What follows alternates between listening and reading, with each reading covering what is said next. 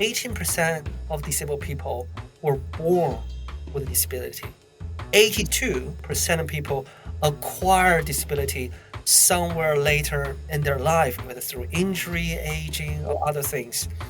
So as a society, we really need to sort of think about this not as, we're helping others. While that's a good thing to do, we're helping ourselves. We're helping everyone. We're all in this together. Hi, I'm Belden Menkus. Welcome to the Purposeful Strategist, the podcast that shifts the conversation about purpose and strategy from what organizations should do to what business leaders are doing and what they've learned along the way. My guest today is Jay Shen, CEO of Transreport, a purpose-driven technology company transforming accessibility in travel. Transreport develops inclusive, user-led solutions that make journeys smoother for disabled and older passengers, ensuring transport systems work for everyone. What began as a small idea has grown into the Passenger Assistance app, now transforming how support is provided across the UK rail network. And he isn't stopping there. His ambition is to set a new global standard for inclusive travel. Jay, welcome to the Purposeful Strategist. Thank you for having me. It's great to have you here. Just to kind of get us started, could you set the scene for what first drew you to this issue of accessibility in transport, and then describe a bit about what Transreport does and how big it is right now? I realized that access to public transport was such a huge challenge for disabled people, probably back in 2016, 2017, when I was still a PhD researcher at Warwick University. And I met a disabled gentleman who was a wheelchair user. Through a random conversation with him, it was the first time that I heard how much anxiety and worry for a disabled individual had to go through every time they use public transport. He told me many stories. Some of the stories are quite horrific, that he was left abandoned at platforms, and he couldn't find a accessible or universal toilet, and unfortunately he had an incident with himself, and there were times that he was left as the last customer on the plane who couldn't get off. It sounds horrible. Yes, so much worry for him. And when I first heard this, I was just thinking to myself, how could this be? We're living in an age where we can track a pizza delivery so easily with our phone. Yet, for millions of people out there, they are so afraid to get about and use public transport. I just think this is simply not fair. And that's probably that inner anger really motivated me to make some change or do something about it. And that's how it all started. I developed a very, very rough prototype where through my PhD colleague, I had opportunity to present it to the train company director. They really liked the idea, and they put me in touch with their accessibility panel and talk about the idea and really share with the disabled customer how I see things can be improved for them as well for the railway operator. You know, it's a moment that I will never forget. I remember there were I think it was 12 or 15 customers, a wide spectrum of disability that have a different access need. And I remember this one lady holding on to my prototype, and she said, "This could change my life, Jay. You won't believe how much this means to me." I think from that moment onwards, I was determined to really see this through. Going back to how big the company is, in the last 8 years, we have had some tremendous growth and success working with our industry partners, government, regulators. We grow from a company to about 45 people with a team in UK, Europe, Pakistan, Japan, and serving not just UK railway companies. We actually start serving Japanese railway companies. So it's quite a journey for me. Just so I can understand it, if I were someone who had some sort of disability or issue traveling, how does the passenger assistance app work? How's it different from taking a journey just on my own? Okay, let me first describe to you, before our technology existed, how people would travel. So as a disabled individual, assuming, let's say, I'm a wheelchair user, right? Every time I get on a train, I need a ramp. So what I need to do is that I need to phone the train company 24 hours in advance, telling them that, hey, tomorrow I need to travel, let's say, from London Euston to Birmingham New Street at 9 o'clock. Could you help me? And every time I call, on average, I would spend anywhere between 15 to 20 minutes, on the phone call with the call center staff, and they will need to manually register all of my information, and they will send an email to frontline staff, so on and so forth. And more than often, as a disabled individual, they spend all this time phoning, calling ahead, but on the day of the arrival at the station staff were either too busy, or the information didn't send through, or sent to the wrong station. So it was really causing anxiety for the disabled individual. And what we do is that we look at this issue, the pain point for disabled individual as well as for the industry. And we create this sort of ecosystem where they have a B2C consumer-facing technology as well as a B2B business-facing technology platform. So the consumer will download this app and register your profile. For example, if I'm a wheelchair user or I might be autistic, so when you communicate, please take me to someplace quieter and using text messages better. Or I have vision impairment, so please help me to navigate the station, all of this. But the beauty is that I only need to register once. The next time I need to travel, just simply like buying a train ticket, I'm selecting London Euston to Birmingham New Street, 9 o'clock, there you go, it goes. And then that information it will send to our back-end system. The first thing it does, it will check whether the stations are accessible for you. Does it have staff? Does it have a lift? Does it have a ramp? If you need a ramp, it will check all of this. And then we will ping the train operator staff to say, hey, tomorrow at this time, the passengers coming to make sure you are fully aware. And then at the same time, me as an individual, I will get confirmation, say, my booking or my request has been confirmed. Great. I already have that confidence. Tomorrow, somebody will be supporting me. Now, the following day, when the travel does take place, the member of staff will get notifications, get an alert that, hey, in 20 minutes or 30 minutes, Jay is coming and he's a wheelchair user and he needs a ramp. And this is the train he's getting on, this is the platform he will be using.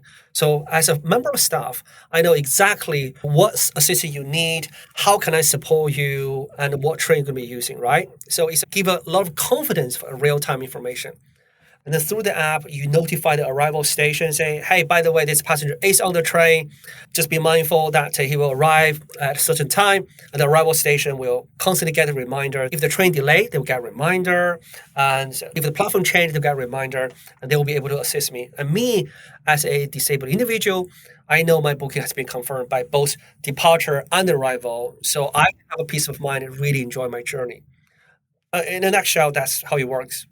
You know what's really interesting around that, I think, this idea of having a B2C and a B2B platform. They're sort of doing different things, but they're linked together. To you, that may seem really basic, but I think a lot of people wouldn't necessarily parse up the problem that way. They try and run it all in one thing. Yeah. I always see Transreport or our technology as the bridge the gap between the customer and the staff. We hear so many stories, passengers lack of confidence to travel. Now they're feeling more confident to travel, they travel more frequently. On the other hand, we also hear stories from frontline staff who used to be a little bit nervous, supporting customers with a complex access need. Now, because they have the information in advance, they can be fully prepared. And, we used to have this sort of a friction, if you like, disabled community with the train operators. Now we hear so many positive stories. They become best friends. They actually establish that, this is my favorite station, my local station, because the staff knows me. They knows me well. And that's so powerful. Yeah. So if you had to describe Transreport's purpose in your own words, what would it be? We want to remove barriers for people to travel, but also to access experiences, right? They want to go to restaurant, they might go to school, they want to work, see their friends. There's a purpose for them. So travel, being able to be mobile is the fundamental human right. But it doesn't stop there. The experience allowing them to access is a phenomenal. We got so many emails coming from disabled community say, with this app, it was the first time I felt confidence to go to Alton Tower with my friends. With this app, with this technology, I was able to travel on my own to see my grandchildren for the first time. It's not about a train journey. It's about access to education, access to work, being more social. There's such a wider social benefit it brings in. And that's really what drives us. What are the characteristics of transport systems or maybe organizations more broadly that make them a good fit with you and you a good fit with them? We only provide technology. In the end, it's the staff having that very close interaction with the customer. So we can have the best technology in the world, but if the front end staff doesn't care, it falls apart. So when we engaging with a client or partner, it's so incredibly important that they genuinely care about their customer. And that's where we see a good fit. Obviously, we had a lot of challenges when it comes to operation nuances, but those things can be addressed with determination and the technology. We want to make it work for frontline staff. We want to make it work for disabled individual, and we will. But the culture, the mindset is the fundamental to make the whole service better. And it seems to be one of the issues in trying to do what you're doing is you do have lots of different people with different types of disabilities and therefore different ways of preferring to interact. How do you sort of manage that and also create scale? Wow, what a great question. We often have people come to us and say, well, Jay, your app is so easy to use. How can you make your technology fully accessible? Because just like you said, right, the access need from the disabled community, it's just such a wide spectrum. And there are a couple of things that we do to make sure that we can serve as many audience as possible. First, everything we do, we involve people with a lived experience at the center. That means that they will give us the feedback, they will test the app, they will give us new ideas, new solutions. They are the ones that at the very core of everything we do, right? We involve people with a lived experience from design, development, test, and improvement every step of the way. That's number one.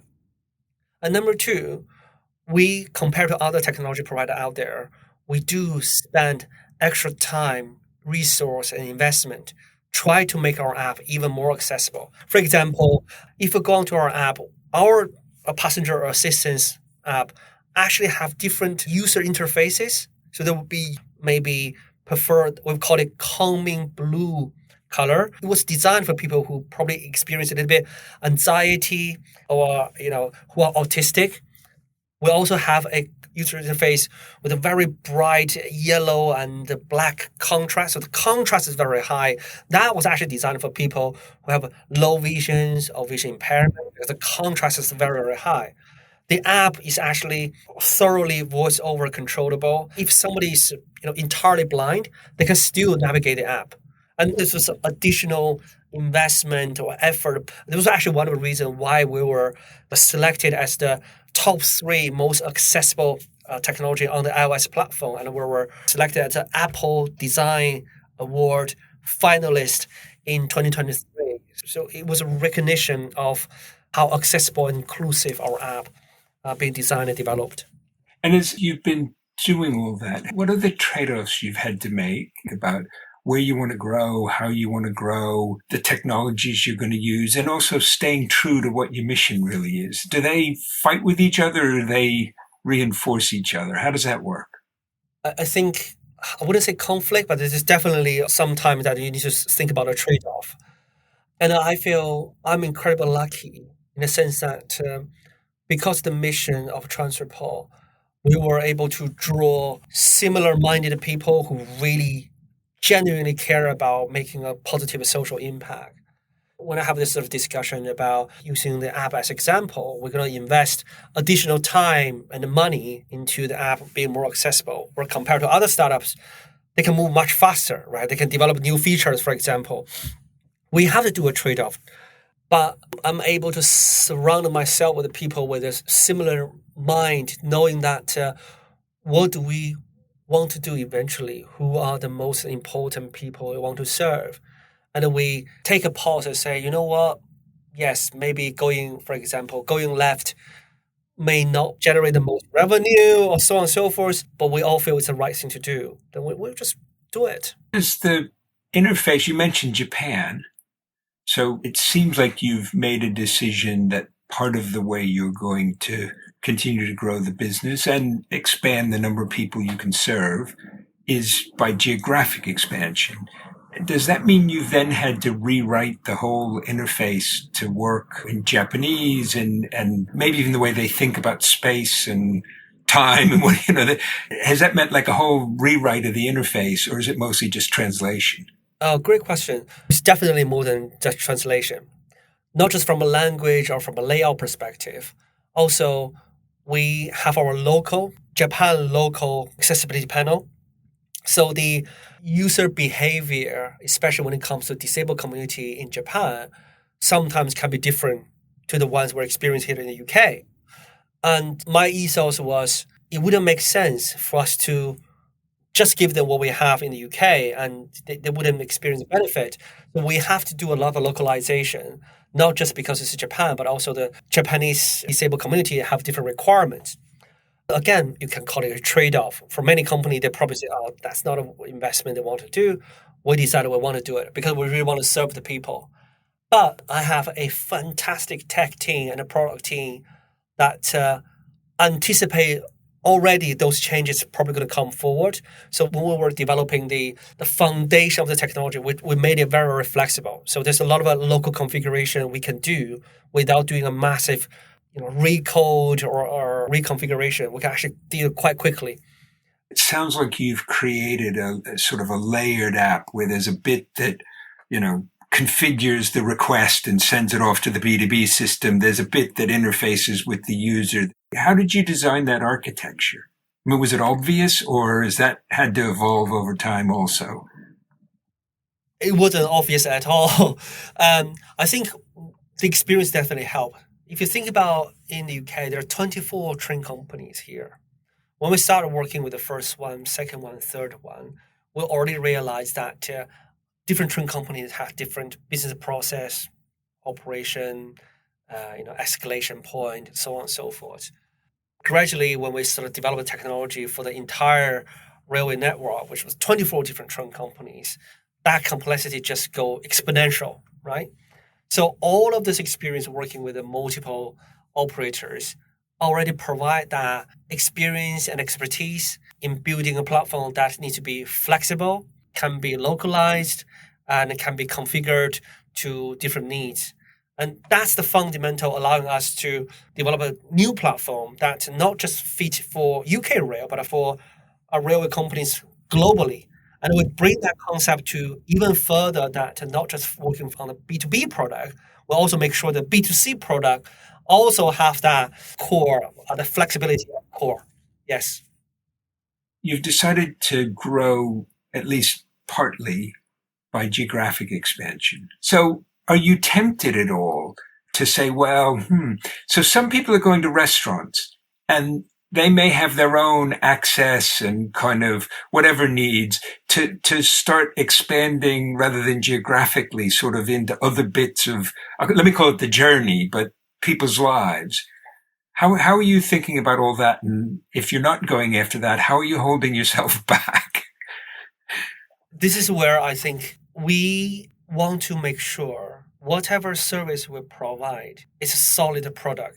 It brings real value for the community as well for the business. And we know that our product for railway is pretty solid, right? And that's why I felt confidence to expand into Japan railway. Now, we are looking at different industry. For example, we started working with East Milan Airport. start bringing our technology into aviation.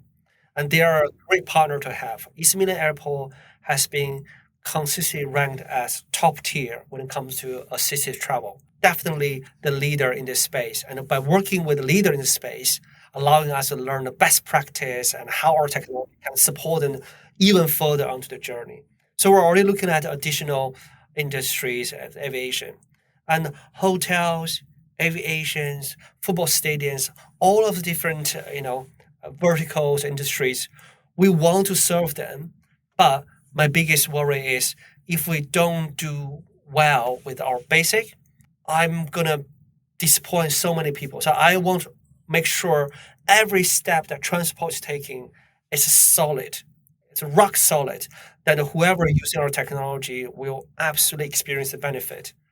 But the ambition is absolutely in the long term that we want to connect all the dots. So for somebody have an access need, they can say, from my home, I want to go to London Euston, and I want to go to British Museum, and I want to have a barbecue in a local restaurant, and I'm coming back the following day.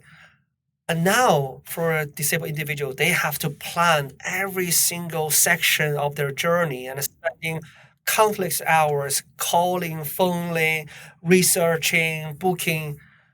It's just so time consuming. This is my plan. We take that information. We will inform the train company. We will arrange the taxi. We will tell the restaurants that this customer will need a wider access. That will be the dream.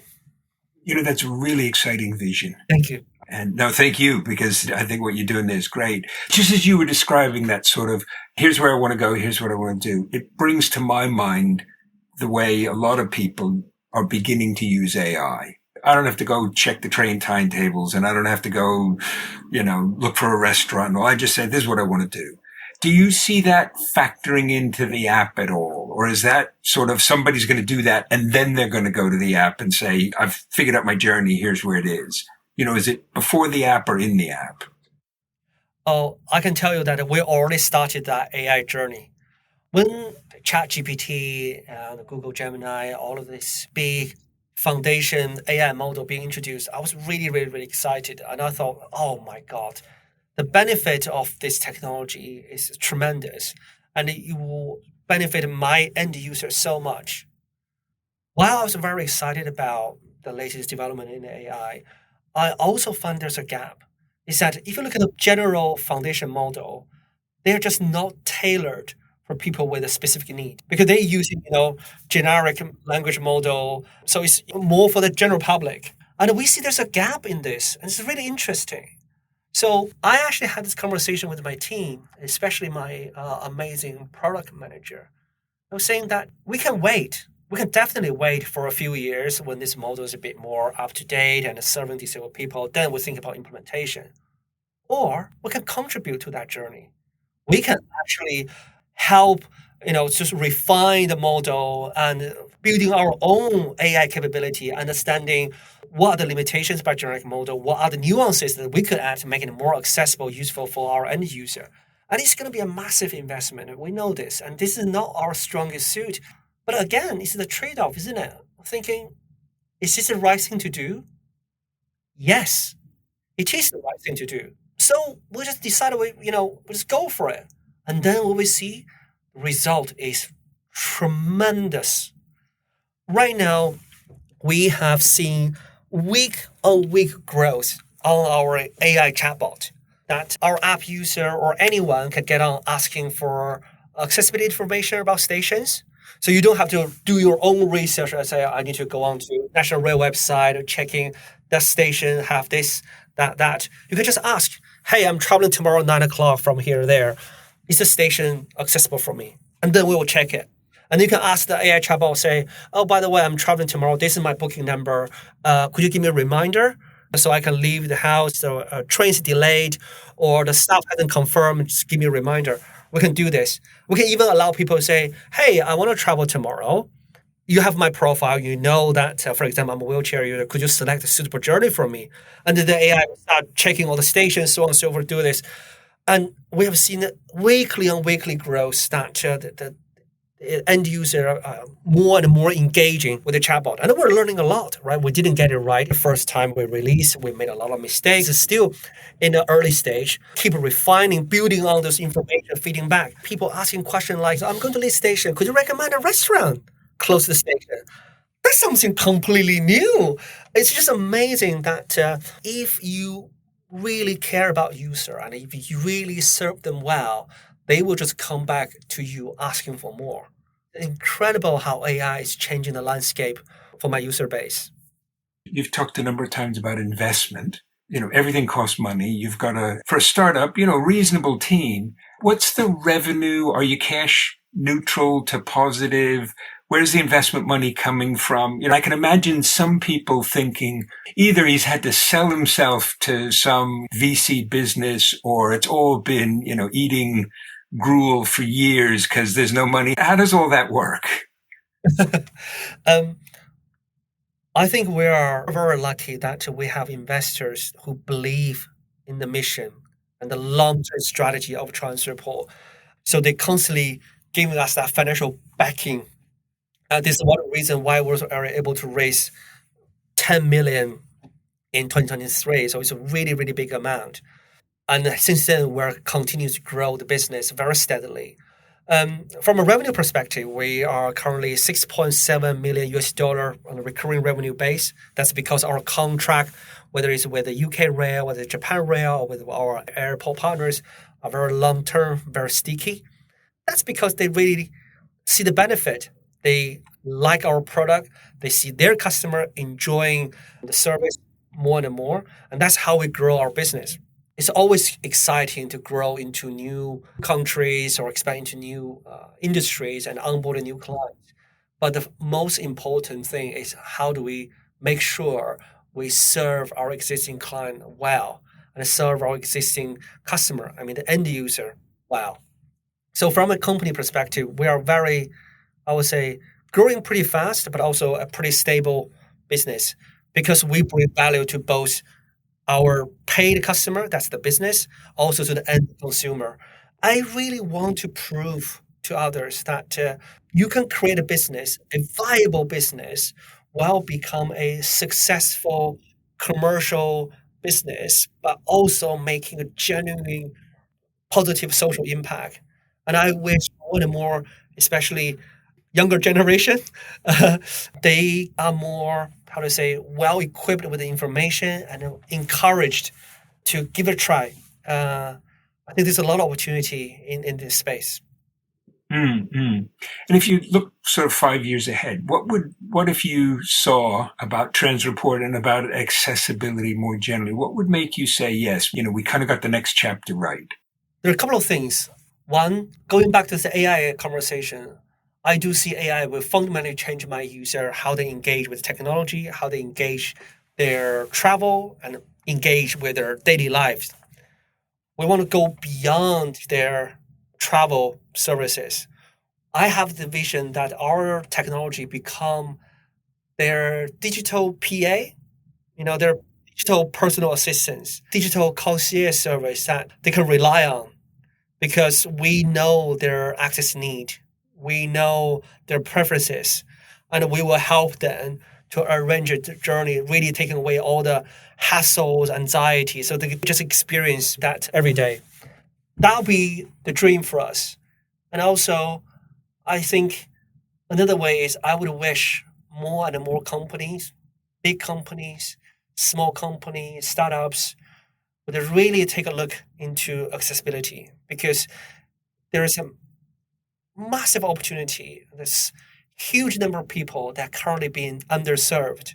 And with aging population in most developed countries, there'll be more and more people need to be served going forward.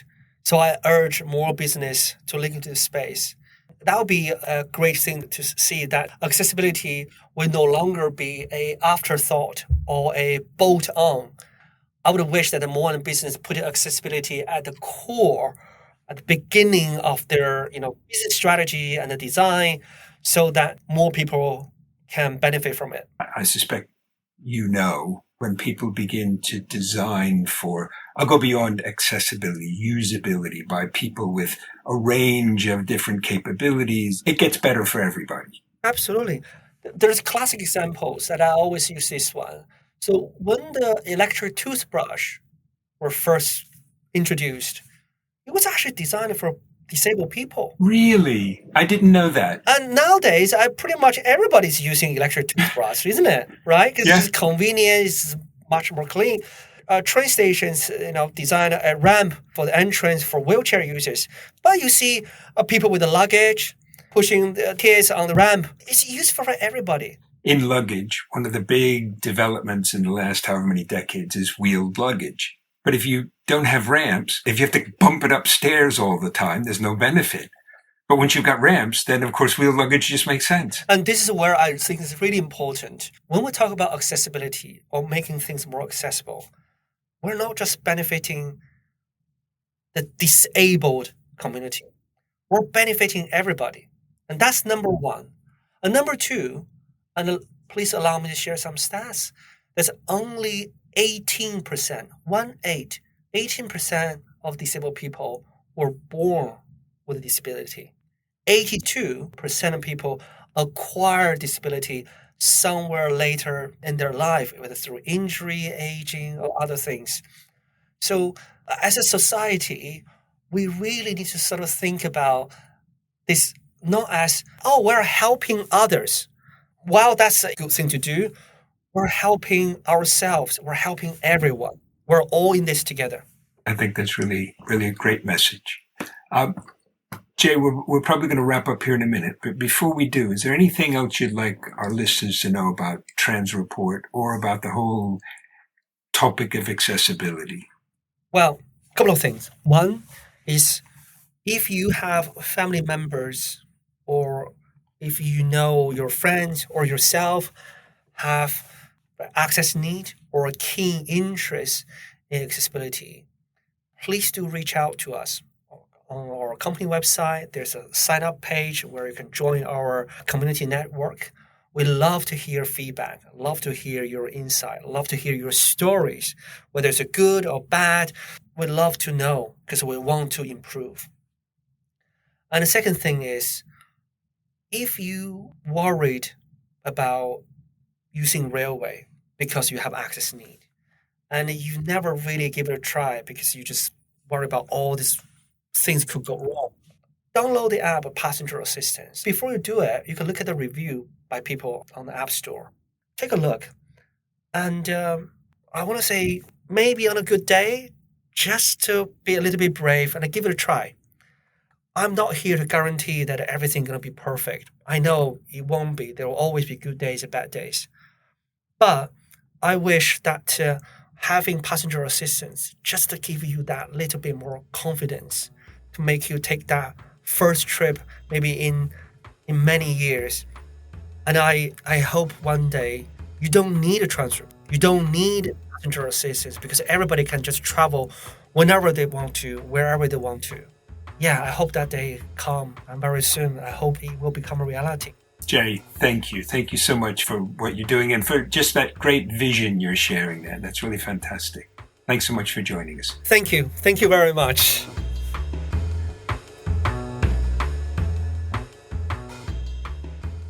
Thank you for joining us for this episode of The Purposeful Strategist.